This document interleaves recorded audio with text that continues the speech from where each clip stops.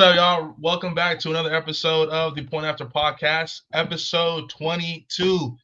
In this show, we're going to be talking about why NBA viewership is down, why the Jaguars need to clean house, the Vikings signing Daniel Jones, who is the Heisman winner, Aston Jeanty or Travis Hunter, then, something like that. My man Jay, how's it going, bro? That's all right. You know what I'm saying? Niners are completely and utter dog shit. So slight depression in the winter, but we're pulling through. We're doing another pod. We got something stacked up for y'all. But how you doing, my boy? I'm doing good, man. Birthday's coming up, man. I'm headed to Charlotte on the 4th, man. Spend some time with the old lady. So there you go. There you go. I'm excited, man. I'm about to be 24, bro. That's crazy. Yeah, bro. It's a old man type shit. You know what I'm saying? All right, chill out, bro. Anyways, moving on. I want to ask you why, the NBA viewership is down, because I've noticed definitely, I've seen a lot of people recently talk about, the product isn't as good. There's so much streaming vices nowadays. The refs, etc. Like, what do you feel like is some of the reasons why, NBA is not viewed as big as it once was? Well, one of the reasons is this dumbass lag I'm dealing with, but hopefully it gets it together. I'm sorry about that for y'all. But it's all right. It's all right. But it's a lot of things, Caleb. I feel like, well, for one, and specifically for me, and why it's hard for me to watch a lot of the NBA games is simply because of the refs. The refs make it so goddamn hard to watch these games with the soft calls, with the slow pacing of the game, and it's just like the calls sometimes just make no sense whatsoever. It just seems like they're calling a foul just to slow the game down. That's what it looks like to me, at least. But it's a lot of things, man. A lot of superstars, as we're accustomed to seeing now, are sitting out games. They love sitting out games. A lot more about the money now. Low management. Yeah, that's what it is. And I feel like it's also a lack of motivation from the players. And as well, it's also, you got to think about the play style too. A lot of big man power forwards and centers specifically kind of adjusted to this new age play style where it's a lot of threes, a lot of mid range game, plus all the inside game they got and the rebounding, right? So I feel like that takes an effect. You really see one play style out there, everyone trying to be Steph Curry. You're not all Steph Curry. That's why the Warriors be having that viewership, and that's why a lot of others be lacking. And if you look at it, 2014 through 2017, when it was prime Warriors time, prime Cavs as well. Let me not forget the Cavs. Congrats to Cavs too. But you see, basketball was so much funner to watch. I don't know if funner is a word, but like, it's not a word, buddy. It's not a word, buddy. But it was just much more enjoyable to watch. Everyone was tuned in. Everyone was tuned in to watch some damn finals and the playoffs and the regular season in general, just because it's so electrifying. And also, everyone was trying on the court. A lot of you see it in a lot of games. I don't know if you could attest to this, but a lot of lackadaisic movements on the court, a lot of lazy ass defense. A lot of guys don't play defense no more. So what do you think, man? I think it's a bundle of things with this one.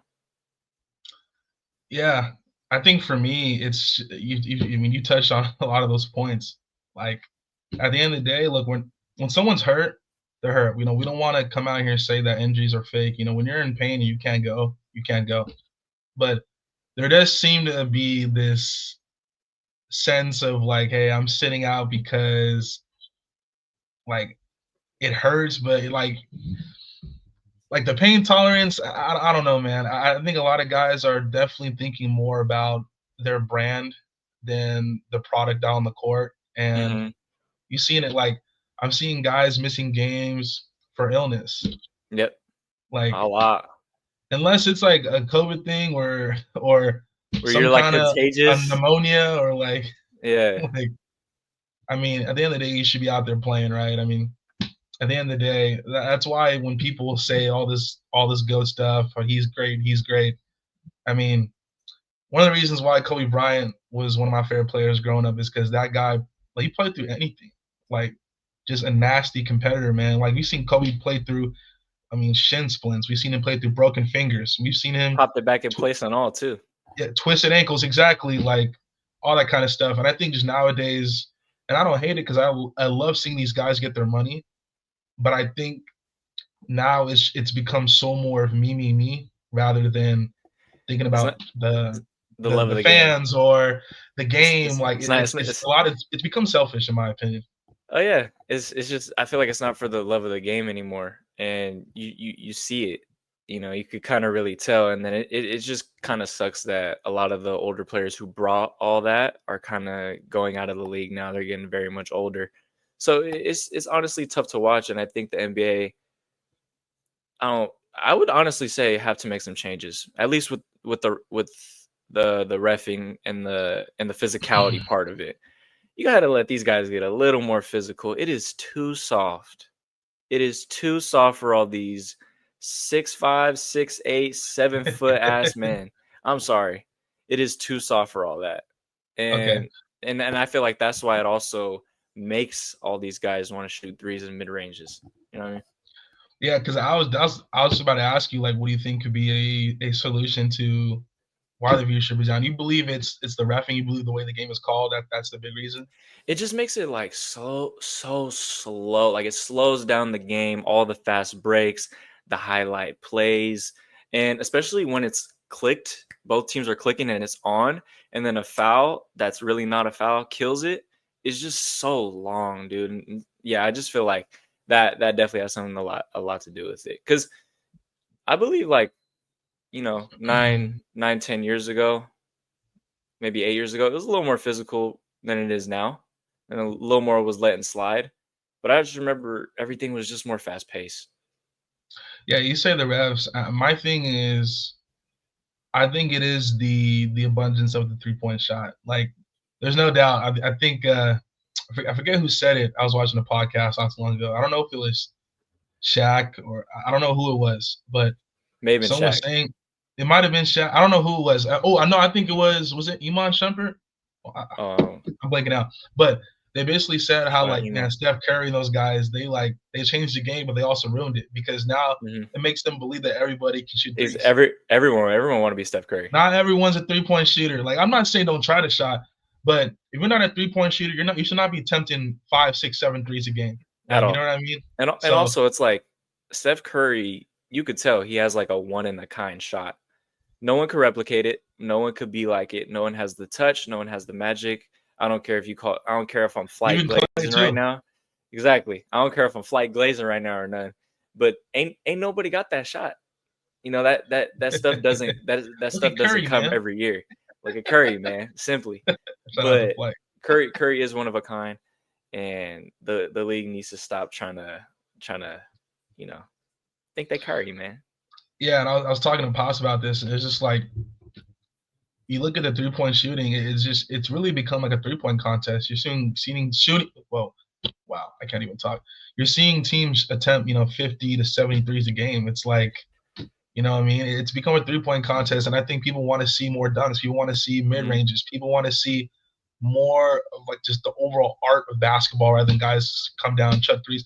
Like it's a shame, man, that it's that Steph Curry and the Warriors, they've influenced the game so much to where now it's kind of been like, do you want to like force teams to limit the 3-point shot? But Hmm. hopefully we get back to a point where we see the game more. There's More more validity balanced. to it and more balance, like you Yeah. said. And I think that's definitely could be a solution. Just the teams just need to work on more things, man, than just shoot threes all the Get time. get they need to It's they need to get crazy. more innovative. Everything is just so vanilla. It's a copycat league now. That's what it Mhm. is. Everybody copycat each other. Yep. Nope. I hear it. But to go on to the next topic, switch it to some football real quick, and I want to really touch on this team because it's not a team we've talked about really all year, but it's a team who's been severely disappointing all the critics. The Jaguars just simply need to clean house. Caleb, what is going on with this team? Yeah, the Jaguars are down bad. This team right now, it's pretty. It's a shame, really. You need to look at this team. Their offensive line is not good. Outside of Walker Little, their left tackle, who they just paid. So congrats to him on getting him an extension. I think Look, Trevor Lawrence, he's battled some injuries this year. That hit he took today was absolutely insane. Hey, Bro got hey, bro hey, got decimated, bro. who put a hit out on my boy Trevor Lawrence, man? Aziz Al-Shaair was not having it, and then he took his helmet Hey, off. was He that kept dirty? playing. Was that dirty? I was looking at it in slow motion. It's so hard to say because you could look at it in both ways, to where like he didn't need to go full motion, but then again, the timing it was so weird. Yeah, slightly intentional. That was bad. Yeah, I mean, and prayers that speedy recovery for Trevor Lawrence because Yeah, it looked pretty bad, speedy real talk. recovery, But man. yeah, but overall this team they're not good. Their defense isn't good. I mean, I mean, some guys I guess you would highlight is Trayvon. Was it Trayvon? What's last name? Trevor Walker, I think. Yeah. The first overall pick from years back. He's really came on this year. Devin Lloyd is solid at linebacker, and Eric Armstead, your guy, has been good in that interior as well. I think the Niners could definitely use him right now. Overall, you just look at this Jaguars team. There's just not enough talent on the outside. The loss of Calvin Ridley has definitely hurt this team. And Travis Etienne has been extremely underwhelming this year. Extremely underwhelming. Yeah, it's disappointing because he got off to such a great start in his career. But you're right, he has kind of tailored down a little bit recently. I don't know what they got to do. Doug Peterson's on the hot seat, and rightfully so, because this team just has not been good for a while now. 9-8 back-to-back seasons, 2022, 2023, 20 and 21 before drafting Lawrence, 3-14. Now it's looking like another 3-14 season. So I think it's time. And Doug Peterson wasn't there for all of that. He was no. I'm not saying all that's Doug Peterson. I was kind of giving you like a little year review. No, for sure. They for a while this team just hasn't been good. And I think beyond Doug Peterson, because he's going to get the blame, and again, I don't want to call for nobody's job, but Doug Peterson probably won't be there too much longer. Yeah. Time to pack your bags, buddy. You got to look at the ownership group and the GM. The GM, I believe, is Trent Baalke, correct? He's the GM in Jacksonville. Big bulks, yeah. Your guy Trent Baalke. That dude, bro. And I think Trent Baalke, right, as a GM, I think he played a huge role in why Jim Harbaugh left the 49ers. Yeah, also, no, he was one of the pivotal, yeah. Because Trent Baalke clearly is a guy that he's gonna step in and he is gonna have his say so. And again, he has the right, he's the GM, but I think overall his acumen of the game, and I just think he's just become too much. And like someone like Jim Harbaugh is like, bro, shut up, let me coach, and let me get you wins. And Trent Baalke just became too much for that. Jim's like, let me get you right, and he didn't want to be patient. So no, 100%. And I think we're seeing it now. I think Trent Baalke's gone. I think Doug Peterson is gone. My bad to catch you off, but keep in mind Jim's worst season with the Niners was 8-8. That's what I'm saying. And I just him and the GM clearly never got on, especially towards the end. It was pretty bad. So I think this Jaguars team needs to, like you said, they need to clean house, man. They need a new GM, new head coach. They need to really. I like Trevor Lawrence. I still believe in the talent that is Trevor Lawrence. After all the money you give him, after all the money you give him, you got to put some type of investment around him because you can't justify it paying him all that money. Yeah, and I think Trevor Lawrence, like you said, he's shown you moments. I think the offensive line as a whole needs to become better. There is no question about that. A lot of teams got that. You're right. They need more talent on the outside. There's no doubt about that. I mean, Brian Thomas Jr. He's good. Yeah, he's one of the best rookie wide receivers in the NFL right now. He's kind of gone a little under the radar because of Brock Bowers and some of the other rookies, the quarterbacks, Bo Nix and Jaden Daniels. Malik Neighbors as well. Jr. But Brian Thomas has been solid, bro. So yeah, but besides him though, who's number 2? Who's 3? Who's 4? A bunch of guys who are not going to get open, who are not going to get separation. Evan Ingram at tight end. Stop it! Like it's just nothing that can get that offense going, nor the defense. The defense is utmost one of the worst in the league. So Jaguars really have to look at themselves and really look at the adjustments that need to be made. I would definitely put some insurance into that O-line as well as wide receivers. Etienne, I'd give him another shot next year, but if it comes another underwhelming year, then I'd kind of I'd kind of see what's up in the draft, or if you can acquire a free agent. Might have to. Might have to. Well, moving on, man, to talk about a quarterback, one of Jacob's favorite quarterbacks in the NFL. The Vikings signed Daniel Oh, is Jones. it Brock? Oh, that's Daniel Jones. All right. No, Daniel but, Jones. Shout out Brock Purdy. He's playing tonight. But so Daniel what's your Jones, my boy. yeah, I just want to ask you, what's your thoughts on the Vikings bringing Daniel Jones? I know you kind of we were texting about it recently these last few days about it. Yeah, How do you no. feel? I remember recently we were just talking about this. I feel like it's not the most terrible move. I feel like it's a very underrated, smart move, especially because I don't know if it was Kevin O'Connell or somebody else in the organization who said it, but they made it clear that JJ is their guy. Going forward, if Sam Darnold wins the goddamn Lombardi, JJ will be the guy next year, and that's the guy they're going to put their investment behind. Which is, if I'm JJ, that's perfect to hear. That's to have a guy that to have that much confidence in you, to even say something like that, that goes far.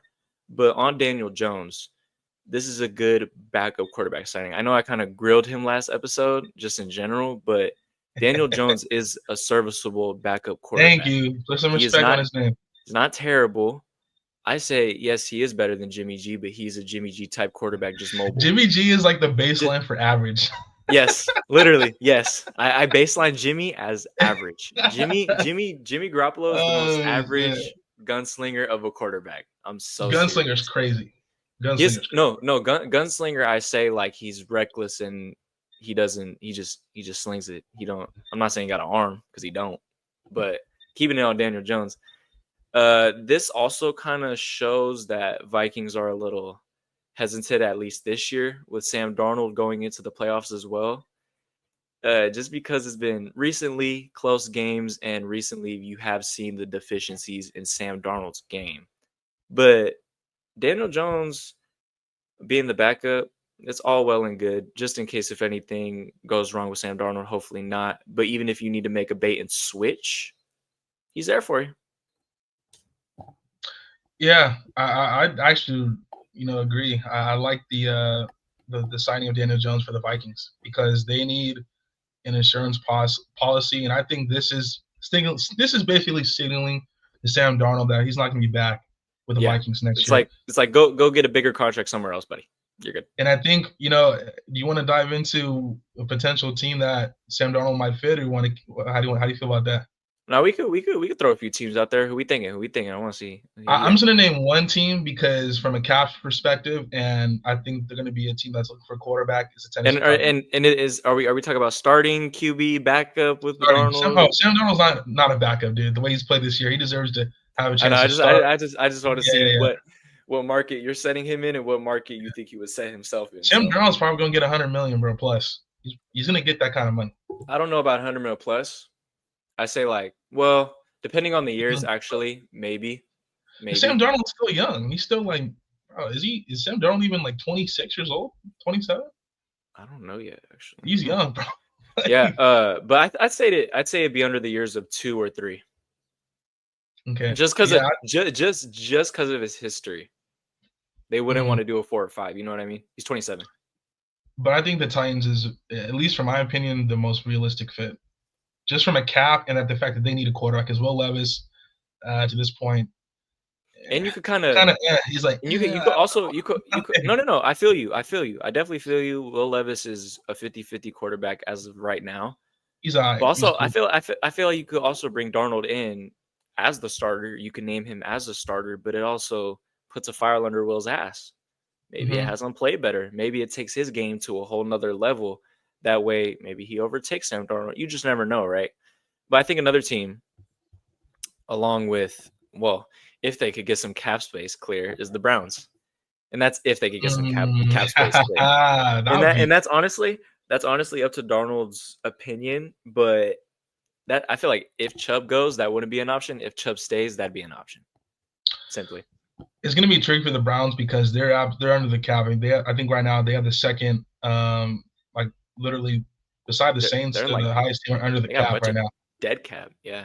Yeah, their dead cap is crazy, and the Deshaun Watson contract, obviously the guarantee money, and I don't know how they're going to be able to finesse that. They're gonna cut him.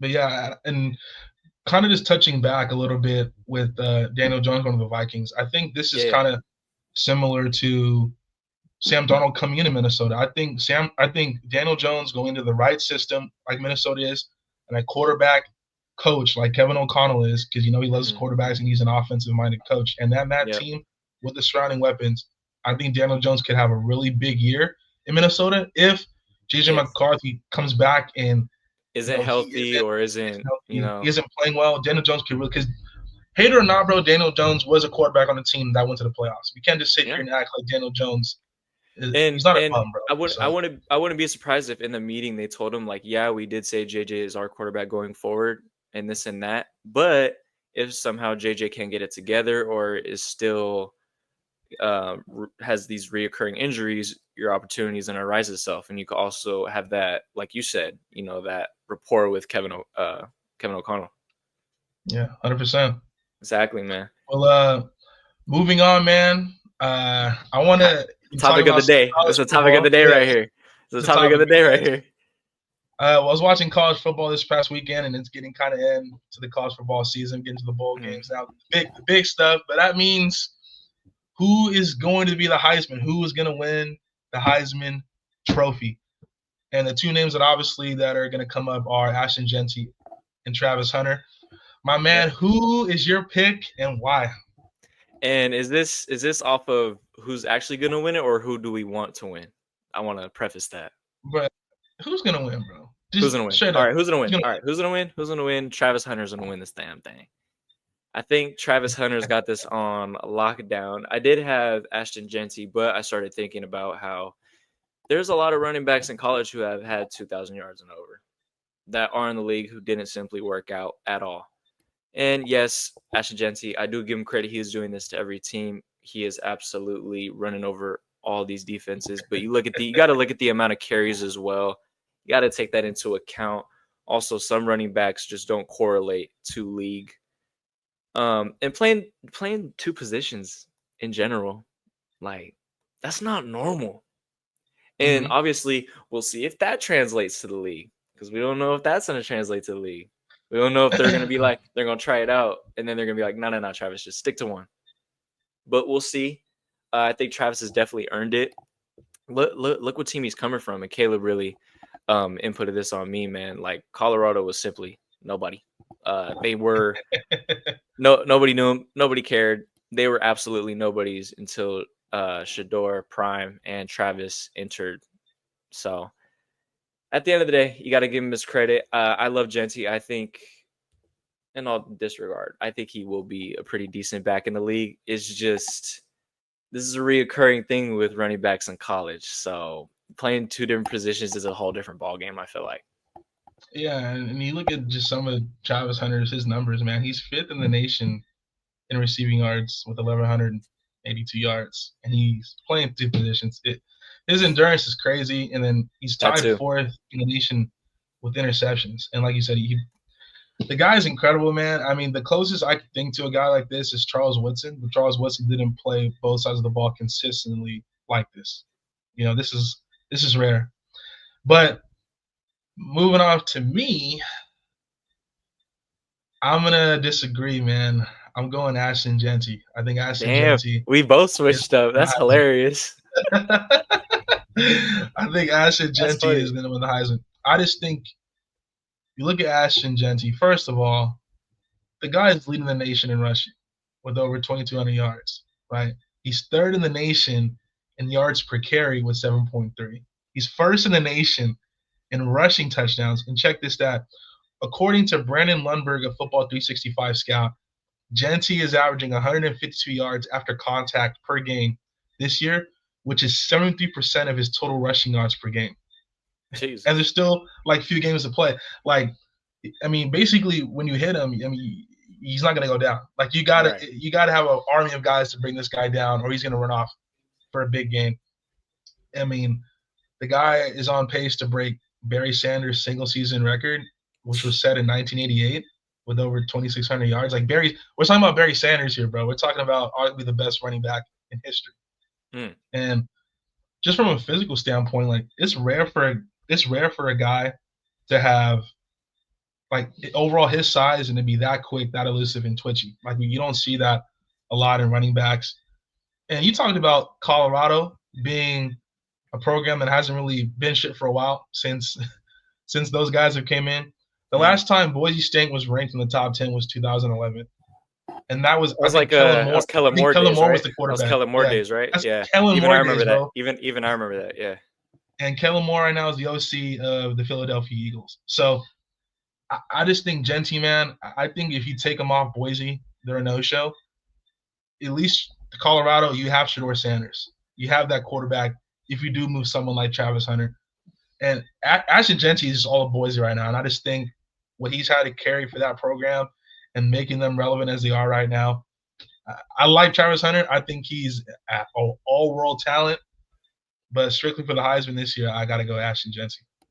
Hey, it's hard to disagree with both sides. I mean, that's why I feel like this Heisman is a little more difficult and way more controversial than usual. But before we get up on out of here, man, I got a little surprise question for you, man. A little side topic. I've been watching a little WWE lately. Watched it yesterday. Here we go. I gotta watch it tomorrow. And I just wanted to know a little something, man. Give me your top 3 favorite WWE superstars, female or male, current, or of all time. Don't matter.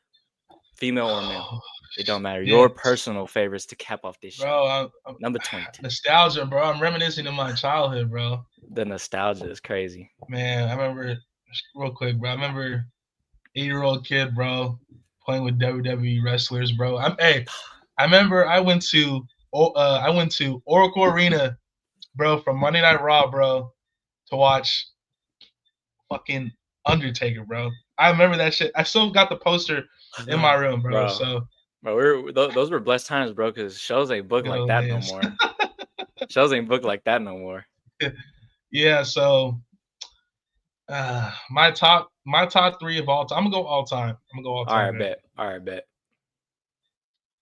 So my favorite wrestler of all time is, I mean, come on, man. I gotta go John Cena, number 1, dude. I mean, come on, man. Shout out John Cena, man. It's hard. It's hard to not go Cena number 1, bro. Tear in my eye because John Cena's retirement tour is next year. This is it, right? This is it. His last year is 2025, so he's gonna start in January, and then this is his last WrestleMania, his last Elimination Chamber, his last. He's getting up there, Money in the Bank. 50s, right? Yeah, I think he's like early 40s or 50, I think, or something. Son, I know John is up there, my boy. Hold on, 47. Yeah, 47. Almost, it's crazy, bro. Yeah, I go John Cena 1. Number 2, it's tough. It is. I will go Undertaker, bro. I started disrespect. I go Undertaker, bro. By far, bro, the coldest entrance of all time, bro. Like that insane. Gave me chills, bro. Every time, like sometimes I go back on YouTube and I just watch like WWE returns, and every time Undertaker's theme song comes on, the whole crowd goes, oh! Literally, like, everybody started, oh. Everybody did a little turn. Yeah. Like, oh shit. So my third one is tricky because it's between 2 people, but I have a feeling. I already know. Who is it? Okay, no, you don't gotta say who it is, but just describe them, and I'll agree with you if you think you know it. He's small. No. That's the person I'm kind of thinking about. I'm like, I don't know if I can put him over this guy. Number 3, bro. I gotta go the Viper, bro. The Viper. I gotta put Randy Orton at third, bro. Man. Shout out Randy Orton is a menace, bro. Hey, bald 09 Randy Orton. That man was punk. That man was punk kicking. That man was punk kicking fathers. That man was punk kicking everybody and their mama. That man was punk kicking grandmas. Honorable mention. I think I was gonna say Rey Mysterio, but also I gotta shout out the legends, bro. The Rock, Stone Cold, Ric Flair, bro. Those guys are icons, bro. Hey, Triple H, who's actually running it now. Shout out Triple H. Thank God. Thank God. We don't gotta go into reasons why, but hey. Yeah, we gotta go into specifics, but But damn. since we're talking about this, bro, I gotta say there's a few guys who I just thought were hilarious that I know a lot of people don't talk about. Bro, do you remember Santino Morella? Bro, Santino Marella was hilarious, bro. That man Bro, was that in the dude, gym. what was his finisher? The Cobra? He was The like, Cobra Strike, he'd be like, had that one, ah, yeah. And then another one of my favorites, bro, was Booker T, bro. Like when that, Booker, bro, the Booker. scissors kick, bro. Bro, that, Can you dig it, dig it, sucker? I'll play. Nah, but for sure, I bro. don't wanna blurp anyone's ears, you know what I'm saying? Yeah, for sure. But nah, man. I'm kind of thinking about, man, like, I might have to go to a WWE event. I might have to go. I might I'm have not to, trying to, I might have to reminisce, bro. yeah, I'm not trying to get my location, but I'm going to one in January, so I'm gonna see what's up. Bro, You know what what I'm event? saying? I'll let you know off camera, man. I ain't trying to let nobody know the location. No location is coming Damn, that's out. how you gonna do me? Okay, all right. No, I'm gonna let you know. I'm gonna let you know off camera, bro. It's all right. All right. It's all right. But yeah, man, it's been a real one. Another. What? You didn't give me your three, bro. Oh, Damn, duh. that's crazy. Hold on, come tweaking. Shoot. Well, I think you know my number one. I know think who it that's is. nah. I know who your number one is. Nah. Paul Heyman. I love Paul Heyman though. Yeah, he's a character, bro. I love Paul Heyman though. Nah, it's got to be Jeff Hardy. Despite all the yeah, no, despite all the incidents with the drugs, alcohol, and all that bullshit, yeah, still my guy, still number one. I don't care. The Hardy Boys are here. That's right, dude. That return was crazy. Like, I still watch that on YouTube. Like you watch the Undertakers, and I still get chills every time, bro. Every time. And honestly, I'm doing all time and current. And Jeff Hardy's still current. He's TNA right now. But I have to go Cody Raheem Rhodes. Shout out Cody Rhodes and his dad, American Dustin Rhodes. Nightmare. The American Nightmare. Shout out. I think he's just like, he reminds me of John Cena. He's like the new school John Cena. That's just my opinion though. And then third for me, John Cena. John Cena, that's the GOAT. That's the guy we grew up on. Yeah. Come on. We got to give John the props now. Bro, I was blanking out. I was trying to think of him. I was thinking of honorable mentions, bro. The Heartbreak Kid, Shawn Michaels, bro. Oh, Shawn Michaels, bro. Greatest. He used to put on bangers. Bro, I think Ric Flair said on the Club Shay Shay podcast. I think he said that Shawn Michaels is the greatest in-ring performer he's ever seen. Oh yeah. He's I would say he's number one for me at least. That dude sells, and he fucking, like I said, puts on bangers, absolute bangers. You think I'm cute? Yeah, you know I'm sexy. Hey, we have to start in a little WWE flavor on this show. Hey, a little bit. But yeah, man, that's it for episode 22, man. Another great show, another great week. Follow the socials down below, leave a like. You go ahead and subscribe. Don't forget to subscribe, damn it. And comment too, man. We want to see the comments. Yeah, if y'all want to like talk shit too, talk your shit. Yeah, talk shit, do anything. Whether it's Twitter, TikTok, YouTube. Not that we'll respond or not, you know what I'm saying, but talk your shit. I'll respond. Have your opinions. Oh, okay, that's how we feeling. All right. But follow the socials, y'all. We go catch y'all next week, man. It's been me and your boy Caleb, man. We out. Peace out. Addy. Deuces.